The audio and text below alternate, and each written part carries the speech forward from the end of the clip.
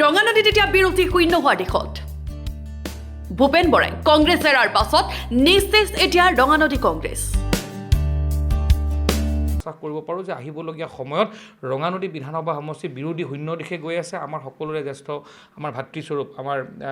কংগ্ৰেছ দলৰ নেতা ভূপেন বৰা ডাঙৰীয়াও যোগদান কৰিছে তো ইতিমধ্যে ৰঙানদী বিৰোধী শূন্য হ'বলৈ গৈ আছে একেই অৱস্থা ৰঙানদীৰ অগপৰ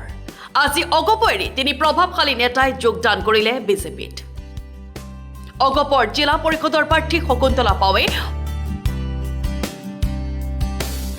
অগপৰ আঞ্চলিক পঞ্চায়তৰ সদস্য লাচিত মিছন আৰু পৰমানন্দ দাসে যোগদান কৰিলে বিজেপিত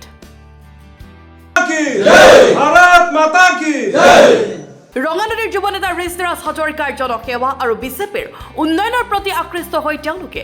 আহিল বিজেপিলৈ কৰিছে মানে দেখিয়ে আছোঁ আমিতো আজিকালিতো ছ'চিয়েল মিডিয়াৰ যুগ ছ'চিয়েল মিডিয়াতে গোটেইখিনি দেখিয়ে আছোঁ তেখেতে যিমানখিনি কৰিছে আৰু প্ৰতিটো কথা এইটো কথা মই বেছিকৈ মানে তেখেতৰ প্ৰতি মানে নিজৰ যেন এটা নিজৰ ল'ৰা যেন লাগিলে কিয় প্ৰতিটো কথাতে কয় তেখেতে মোৰ মা দেউতা নাই আৰু হয়ও তেখেতৰ মা দেউতা নোহোৱাকৈ আজি ৰঙানদীবাসীৰ হয় ইমানখিনি কাম কৰিছে আজি চাওকচোন তেখেত যদি বিধায়ক হয় ৰঙানদীখনতো বেলেগ ধৰণৰ এটা হেৰি কৰি দিব বুলি মই ভাবিছোঁ ভাৰতীয় জনতা পাৰ্টীৰ যি কাম কাজলৈ আজি আকৃষ্ট হৈ আজি ভাৰতীয় জনতা পাৰ্টীত যোগদান কৰিছোঁ আজি ৰঙানদী সমষ্টিত বিভিন্ন ধৰণৰ সমস্যা আছে এই সমস্যাখিনি যাতে আমি মূল দলত থাকি কাম কাজ কৰিব পাৰোঁ নেকি বুলি আজি ভাৰতীয় জনতা পাৰ্টী যোগদান কৰিছোঁ কথা হৈ গ'ল আমি লখিমপুৰ জিলাখনত দেখি আছোঁ যে আমাৰ লখিমপুৰ টাউনৰ বিধায়কজনে যিটো উন্নতি কৰিছে সেই উন্নতিটো আমাৰ ৰঙানদী সমষ্টি নতুনকৈ গঠন হৈছে তাত নাই আমি ভাবোঁ এজন জ্যেষ্ঠ উদয়মান যুৱ নেতা যদি এই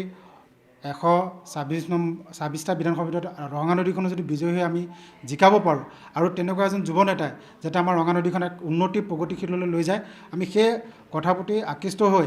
ভাৰতীয় জনতা পাৰ্টী আজি যোগদান কৰিছে তেওঁলোকক বিজেপিলৈ আদৰণি জনাই জিলা বিজেপিৰ সভাপতি শ্যামল শৰ্মা আৰু ঋষিৰাজ হাজৰিকাই ৰাইজৰ মাজলৈ এটা বাৰ্তা গৈছে যে অহা নিৰ্বাচনত আমাৰ দলৰ প্ৰাৰ্থী তাত খুব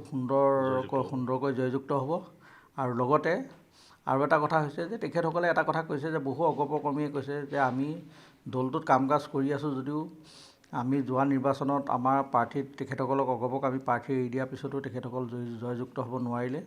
গতিকে তেখেতসকলৰ কৰ্মীসকলো যথেষ্ট হতাশ হৈছে আৰু হতাশ হোৱাৰ বাবে আমাৰ লগত বহু কৰ্মীয়ে যোগাযোগ কৰি আছে অসমৰ সৰ্বকালৰ সৰ্বশ্ৰেষ্ঠ মুখ্যমন্ত্ৰী ডক্টৰ হিমন্ত বিশ্ব শৰ্মা ডাঙৰীয়াৰ যি উন্নয়নৰ অনিৰুদ্ধ যাত্ৰা এই উন্নয়নৰ অনিৰুদ্ধ যাত্ৰাৰ প্ৰতি সমগ্ৰ অসমৰ ৰাইজৰ লগতে বিশেষকৈ